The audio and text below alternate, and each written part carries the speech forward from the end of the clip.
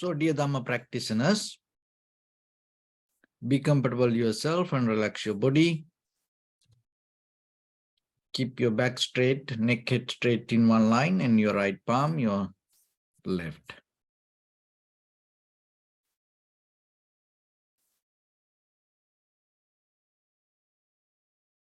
So gently close your eyes and bring your attention to this bell sound. And while you're focusing to the sound, mentally relax your body, relax your mind, and relax your breathing with your thoughts. So do nothing extra. Just follow the sound, please.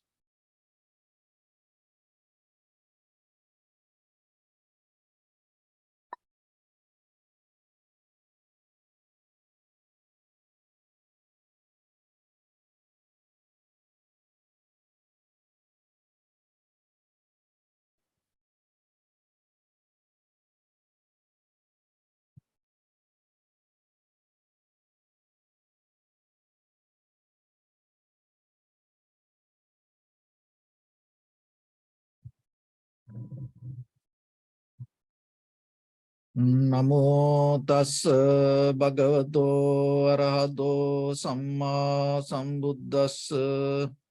Namo tassa bhagavato arahato samma sambuddhassa.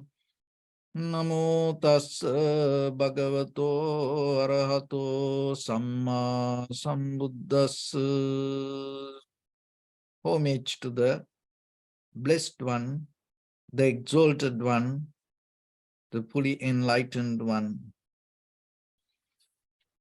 So, dear Dhamma practitioners, before we start our practice session, as usual, we'll take few minutes for ourselves to be very clear with this practice we do here. So, when it comes to meditation, there are two major mental cultures we develop. One is called tranquility meditation, and another one called the vipassana meditation. So in tranquility meditation, it allows us to see things as it is. And vipassana meditation develop critical analytical understanding how things come to be as they are. It will help you to recognize how things come to be as they are. So then what is the wrong with this normal perception?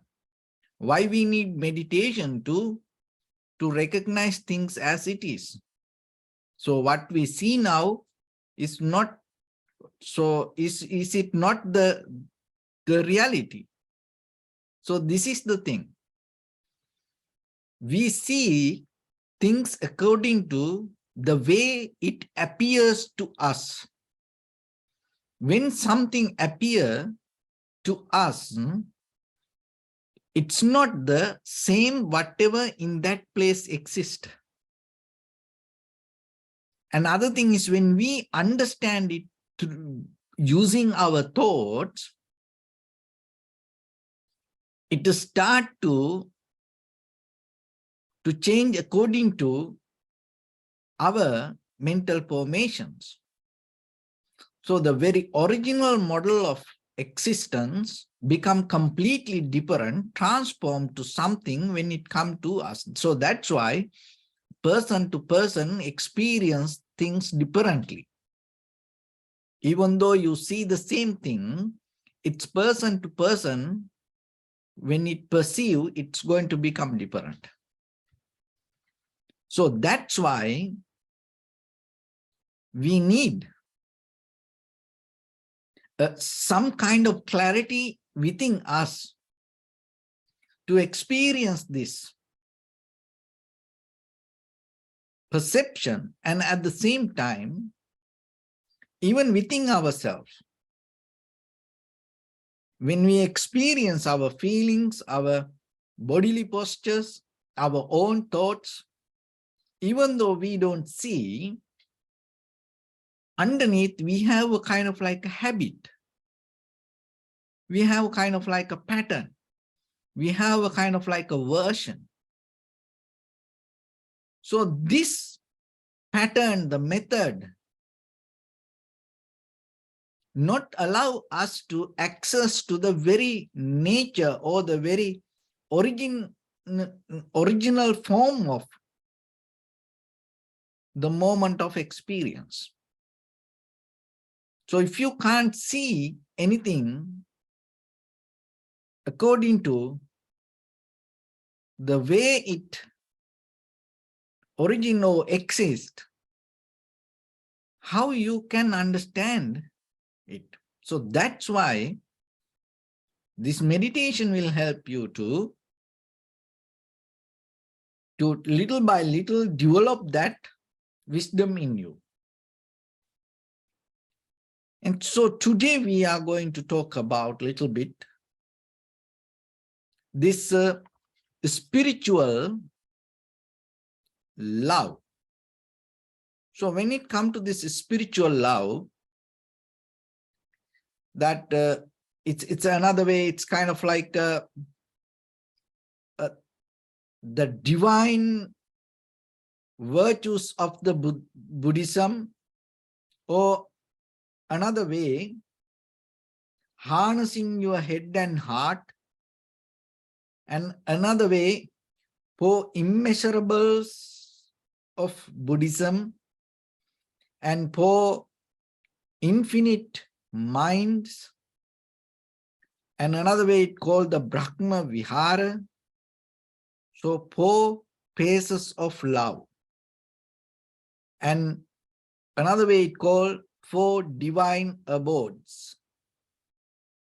So this all talk about opening your heart and nourishing yourself and uplifting your character. So when it comes to a character, it always define out of the values. So your behavior come out of the values. So the values come out of what you hold. That's what it called the Dharma. So Dharma means another way, the value, what you hold into you. So and your values, your behavior, develop your character, and that character develop the person, and that person develop the generation. And that generations we call the humanity. So then what you hold in you, because it's going to become the world. So that is why it is very important to understand this. Brahma Vihara, or 4 immeasurables of Buddhism, or 4 phases of love, or divine abodes, or how to harness your head and heart. So there are 4 things, as you know: loving kindness, compassion, sympathetic joy, and equanimity. And when it comes to that, if you develop these 4 immeasurable qualities, divine qualities, and the 4 phases of love, infinities of mind, there are certain enemies. So without recognizing these enemies, you can't develop this.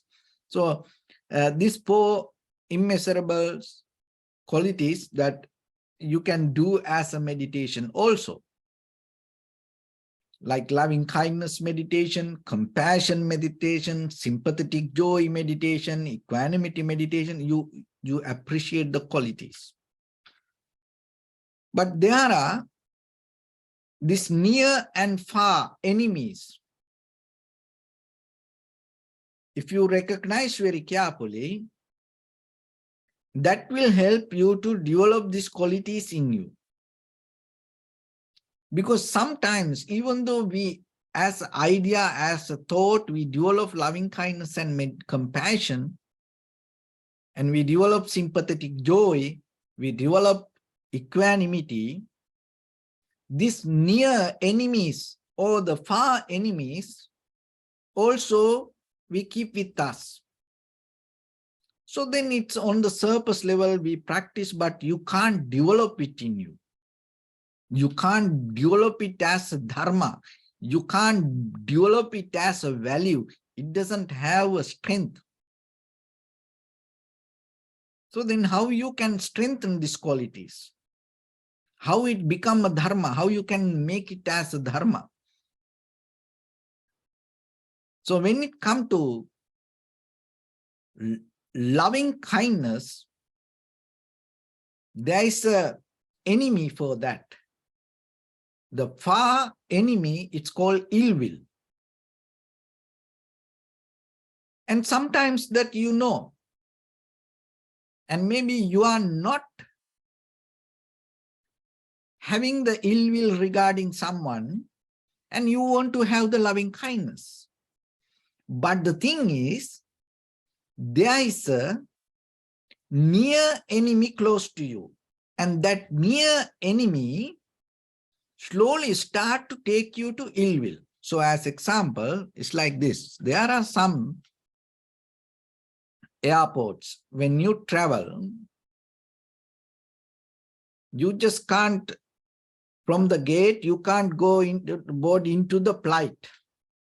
You go through that corridor, you have to go through the bus. So the bus take you to the flight.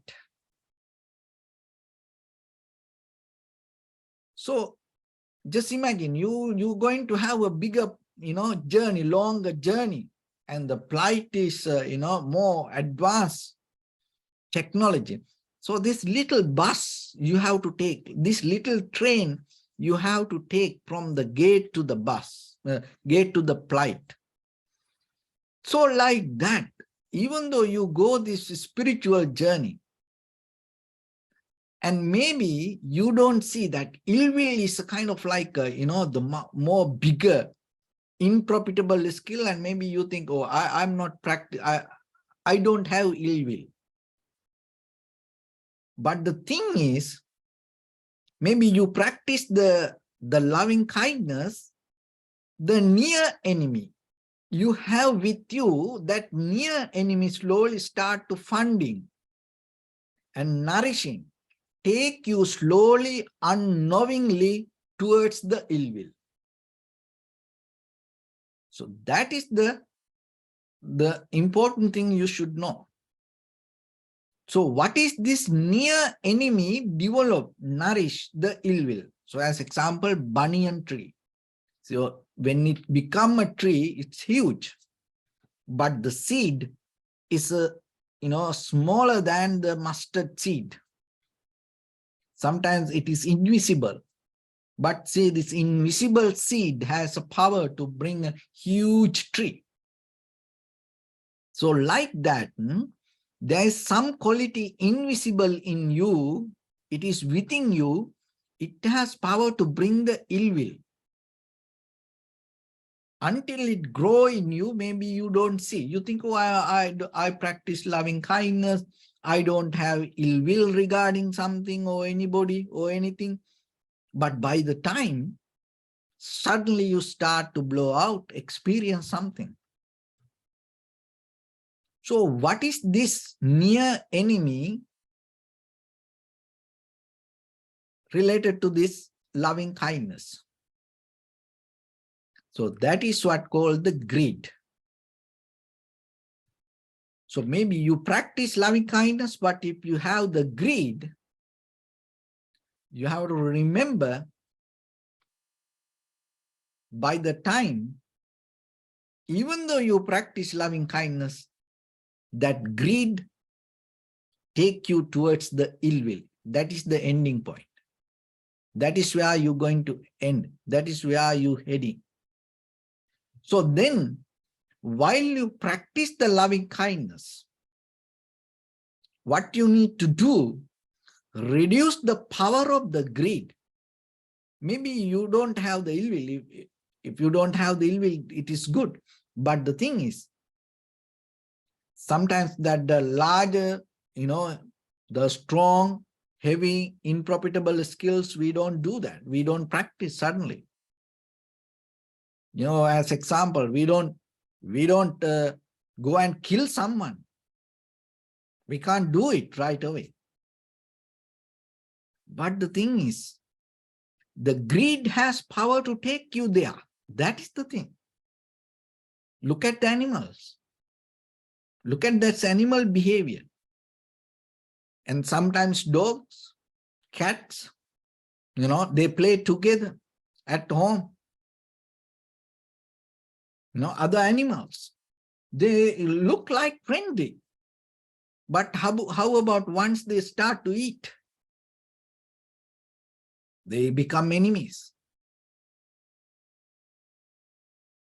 So, like that, this greed has power to take you to ill will. So then the point is here, while you practice loving kindness, don't allow your greed to be there. And as much as reduce the power of the greed. And then by the time, that is where the far enemy, somewhere waiting for you, it's not going to meet. So that is the one thing. So the other one is the compassion. So everybody likes to practice compassion. It's a very nice word. And the far enemy for this compassion is cruelty. It's very far. You're not going to be cruel to someone suddenly. In day-to-day life, we all are kind of like maintaining very nice, calm, relaxed, lifestyle. And especially these things work. Not you are on your comfort zone. When the turbulence happens, when the disturbance happens, when somebody attack you, that is where these things come. When everything nice, when everything go right, it is very easy for you to talk about loving kindness. When everything go right, you are so good to everyone. But just imagine when things start to go wrong, we get mad, we get disappointed, we get unhappy. So that's why, that is where you need, when everything go wrong in that moment, when everybody attack you, in that moment, if you are capable to have the compassion, then that is what called practice. That is what called the transformation. So this compassion, cruelty is maybe suddenly it's not going to happen. But what is the very near enemy close to this cruelty? So it is the grief. And another one is called pity. So looking down on someone.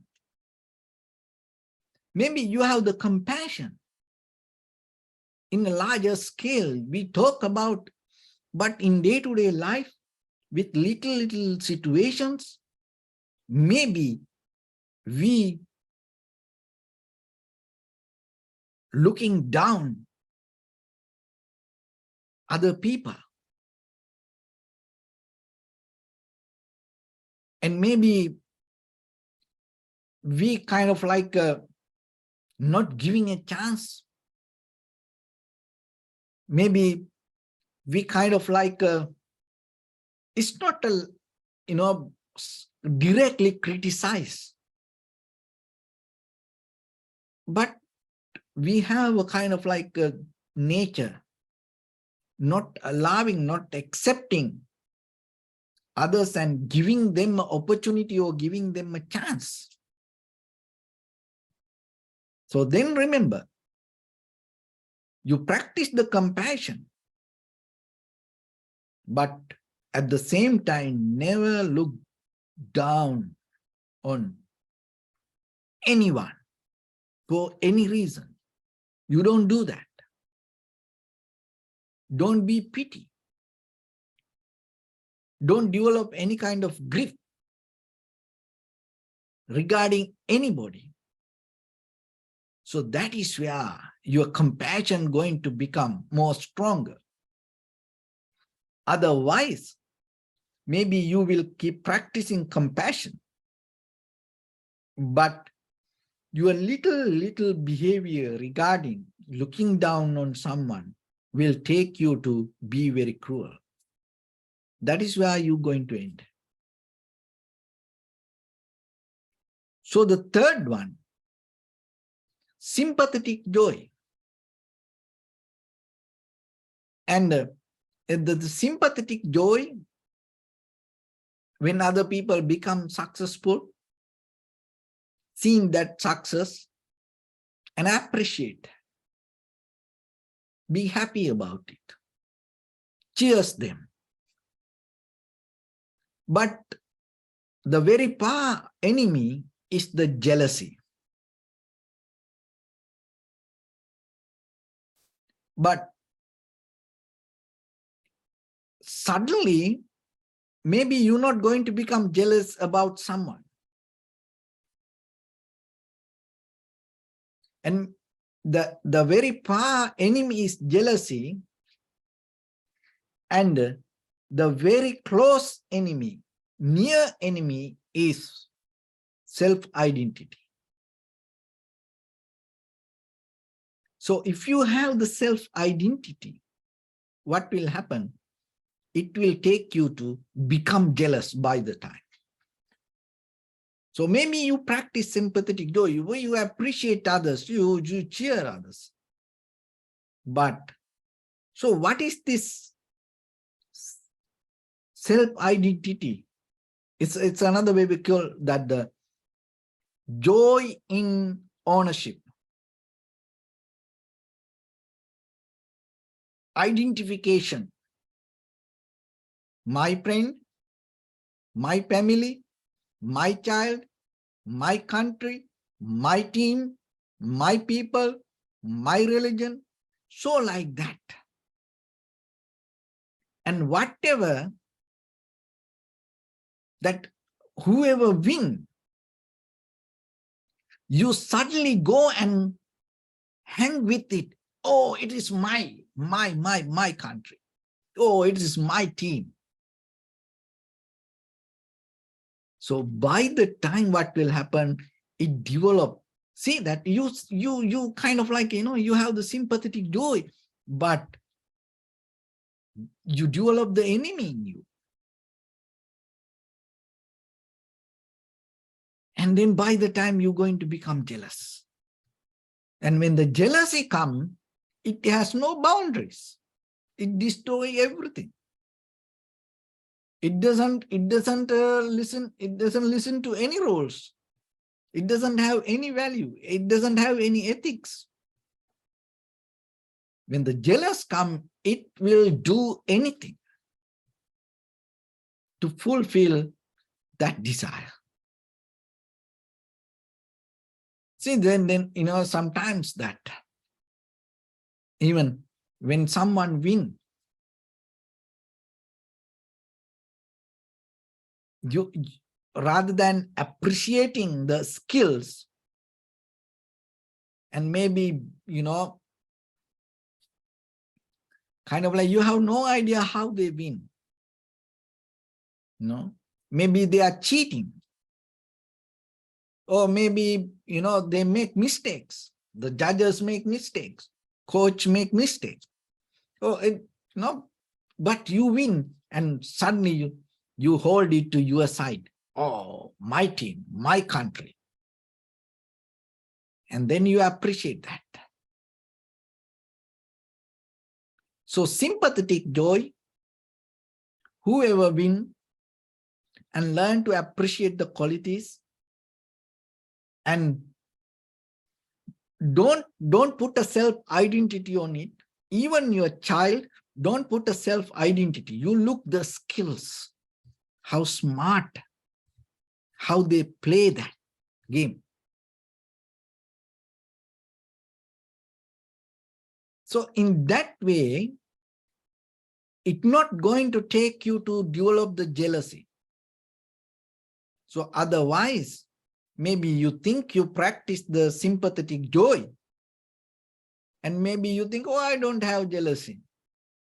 But by the time you end up being jealous, then suddenly it comes out. And you don't know how it happens. Because everywhere, whatever the winning happens, you put the self, or you hold with the self-identity. You keep the ownership to that winning part. Don't do that. So the fourth one, equanimity. So the equanimity, the very far enemy, the aversion with the greed. So the loving kindness, the ill will is the far enemy and take you to the greed, with the greed.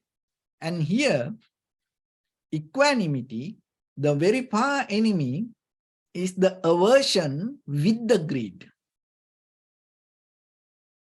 So how this develop? So what is the near enemy? Even though you think, oh, I practice equanimity, you know, I keep balance. I don't take any side, you know, good or bad, both it is okay for me. You know, sometimes even in the very conventional level, and sometimes the people, this equanimity, they take kind of like a middle path. So then how this near enemy come closer to you and take you to aversion through the equanimity? So that's why, see that to practice even the Dharma, you have to be so mindful, because otherwise it's like the snake.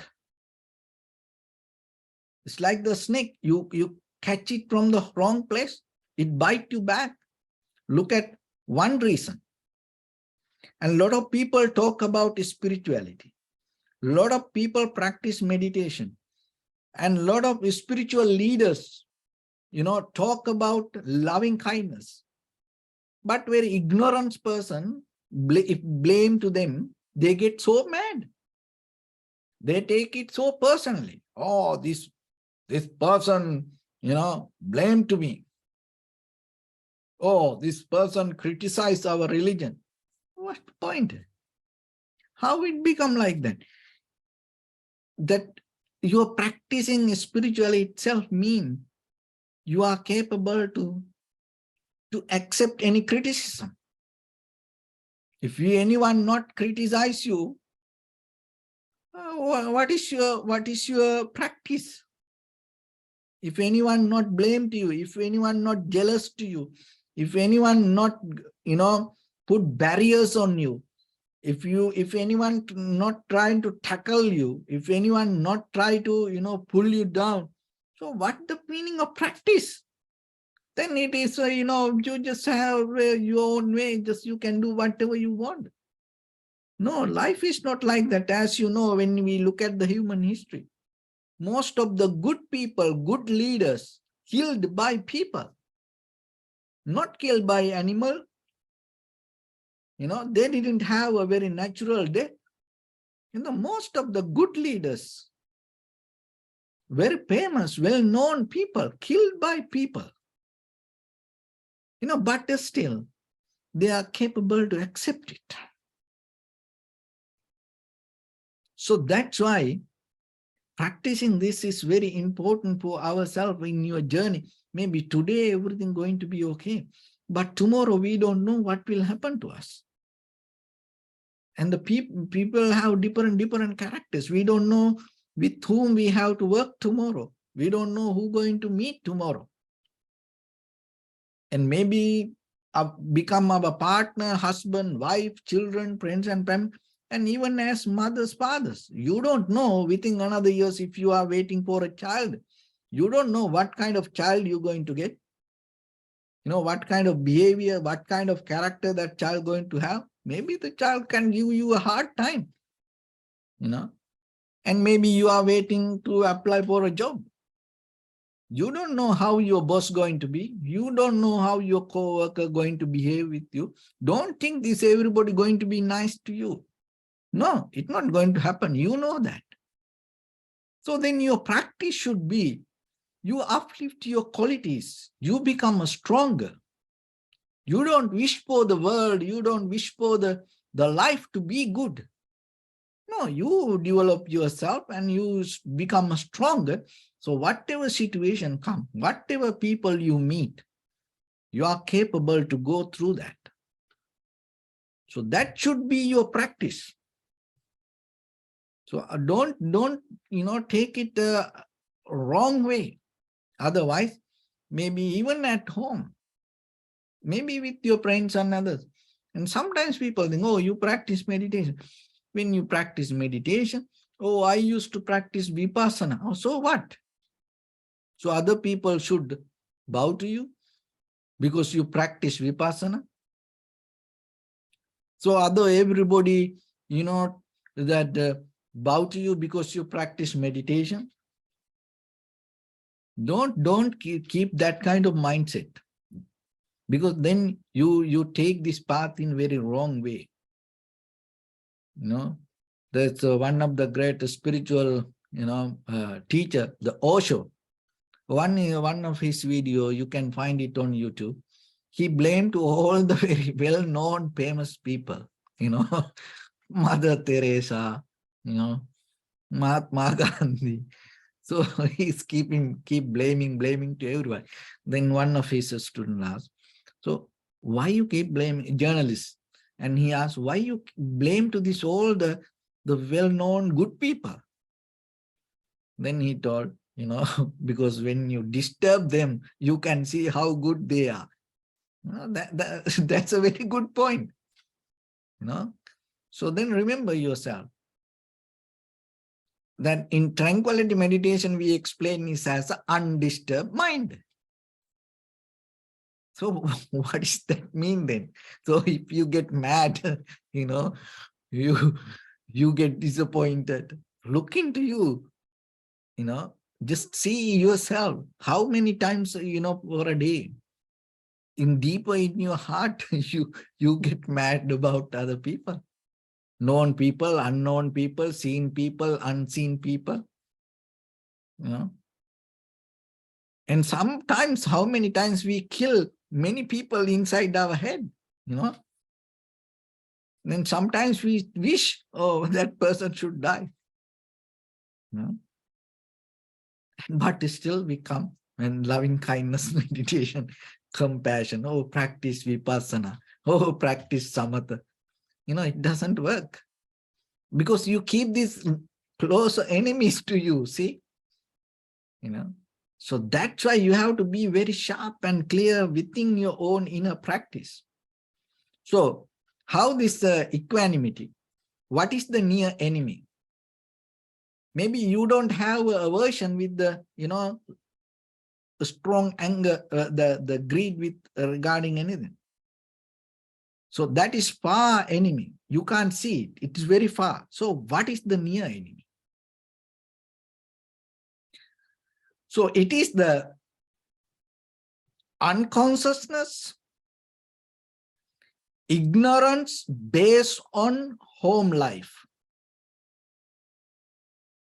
And another one is emotional attachment. Another way, it's kind of like you have a don't care attitude. So like, especially when you are close people, your husband, your wife, your children, your parents, your friends, your country people, your nation, when they do something wrong, you don't care. That is a home-based ignorance. You say it's okay.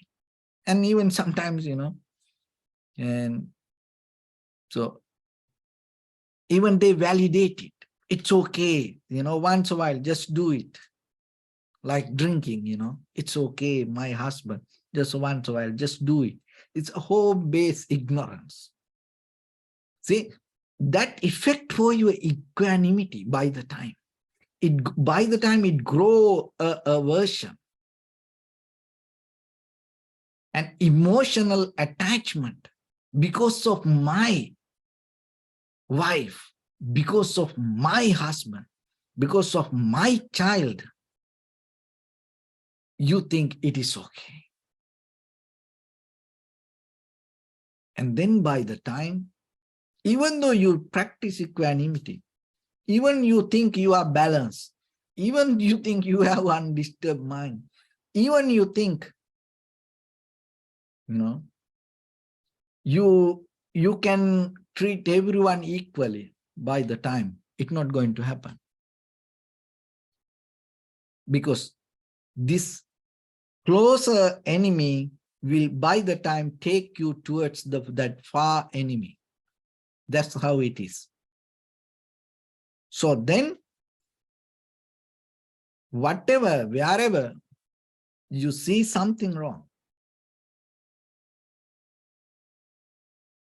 don't appreciate that. It doesn't matter whoever you do that. Don't accept it as right. Don't just kind of like be like, don't care. No. Maybe you can't change. Maybe you can't do anything. But still, you should not accept it as something good.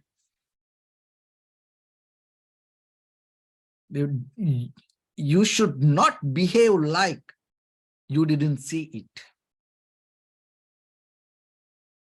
You should not allow to grow the ignorance inside you. So then your practice is going to become more better. So then the 4 phases of love. So see that we think about love, we talk about love, we act about love.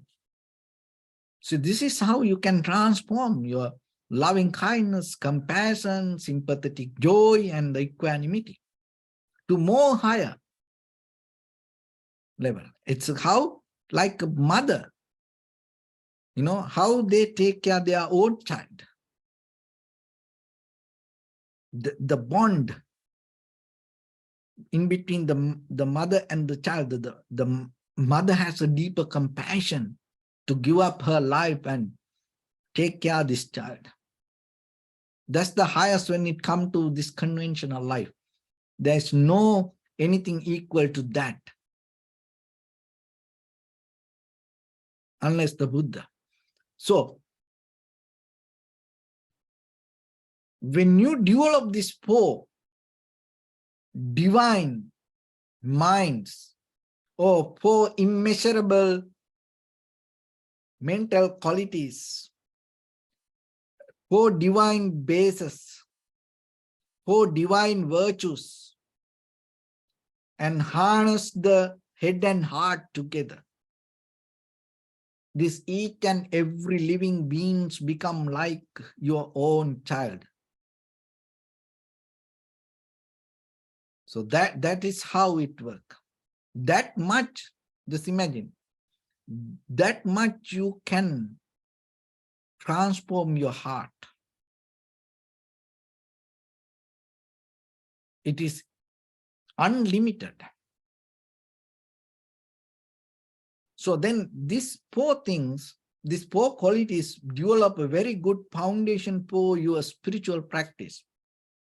Because there are many results out of it, but somehow it will help you to develop very tranquility state in you. And then by the time that tranquility state you can develop to vipassana level. But this spiritual foundation, if you develop day by day, day by day, day by day, so by the time, so wherever you go, whoever you meet, whatever the life that you're going to happen, it's okay for you. So this is kind of like a protection.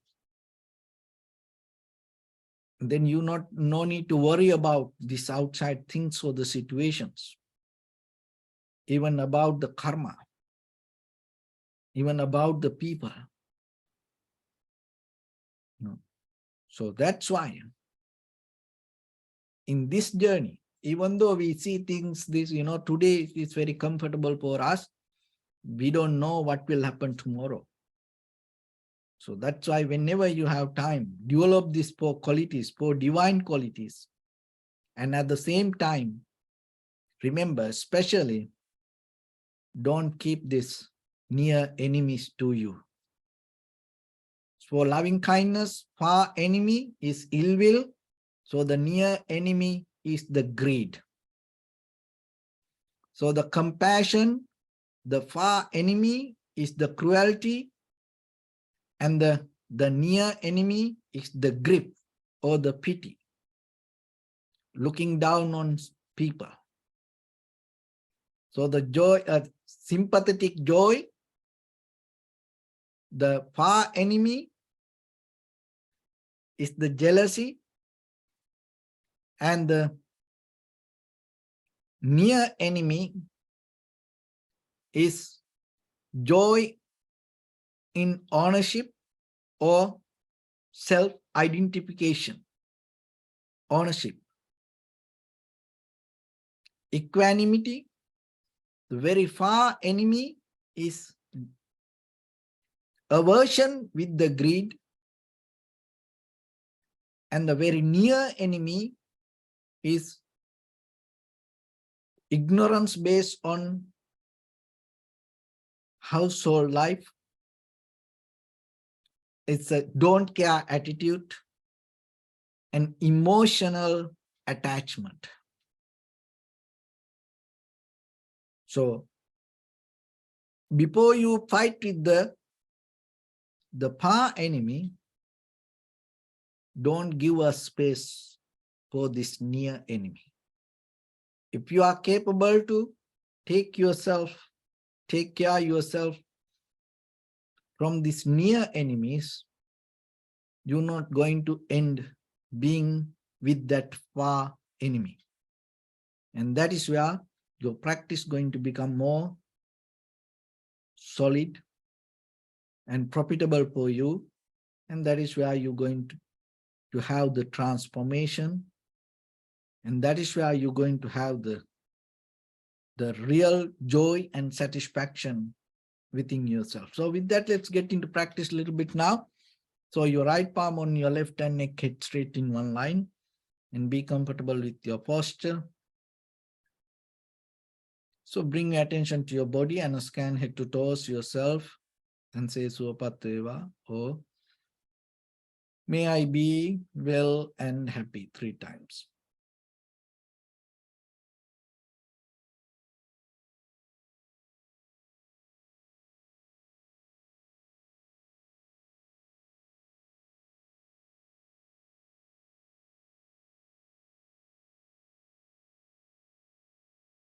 Take a moment and think. We gathered here in this moment to practice this ancient meditation technique. All the Buddhas, all the enlightened masters followed this path and achieved wisdom. So we also gathered here to accumulate that knowledge. In this moment with this sitting, may my body become more comfortable. May my breath be more smooth. May no difficulties come to me. May all the success come to me. Also think for a moment. This is the last moment we're spending in this very lifetime. And detach your mind from all your past memories and as well as any kind of future thoughts. Just try to remain in the present moment, observing the sensation of your inhalation and exhalations. So in the beginning, deeply and gently, breathe in, breathe out 3 times and find the sensation, please.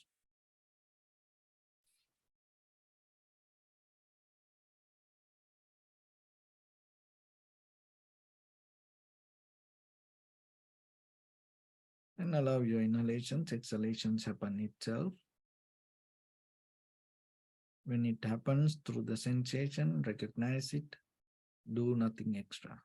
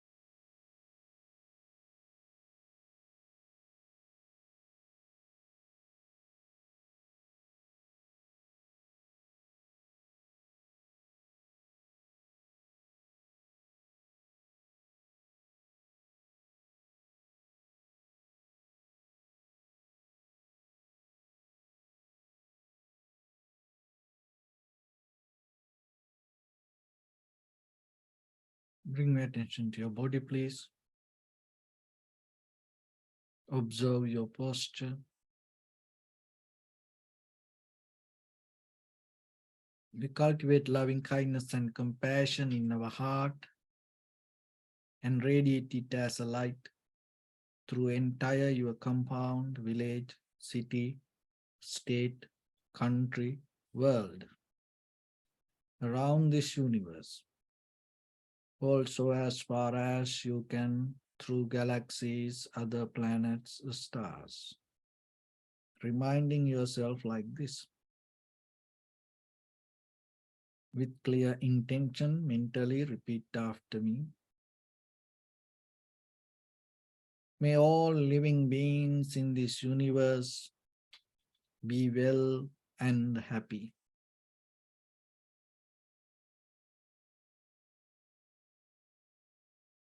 May everyone be happy and safe. And may their hearts be filled with joy.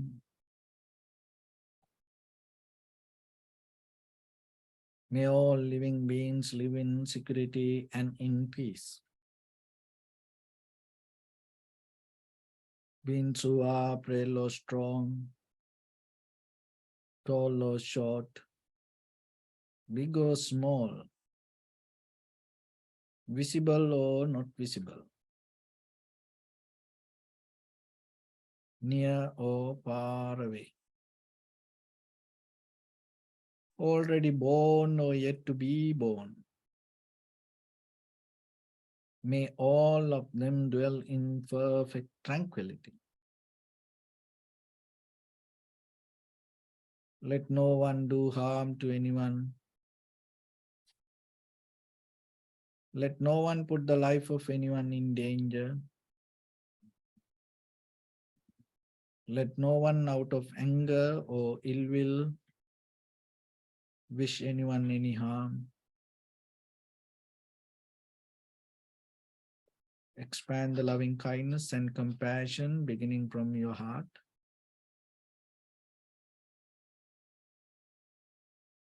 Forward. Visualize yourself and send it as a light.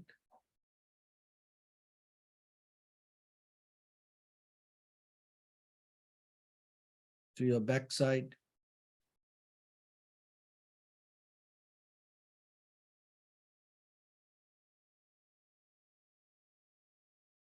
To your left side.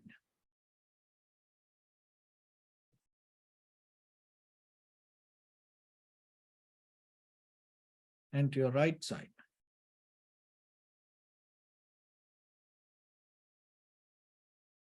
Downward.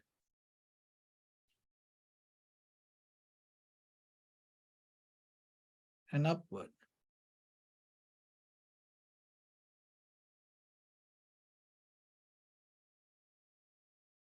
To all 6 directions at once, like the moon, the sun, spread the light, spread the energy, without any condition, without any limitation, without any resistance or without any judgment. Let your heart to shine with the loving kindness and compassion from the bottom of it, with the maximum effort to the highest, wishing yourself, may all living beings in this universe be well and happy.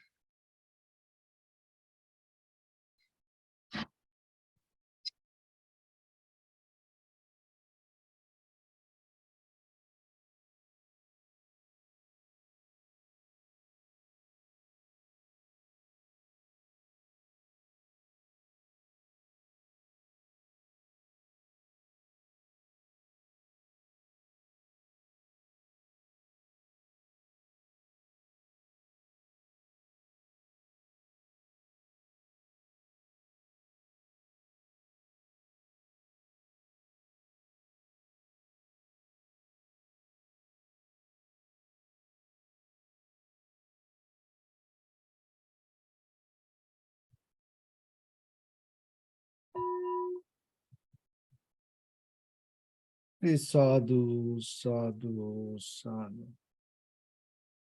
So first of all, we offer this practice to the great qualities of the Buddha, Dhamma and the Sangha.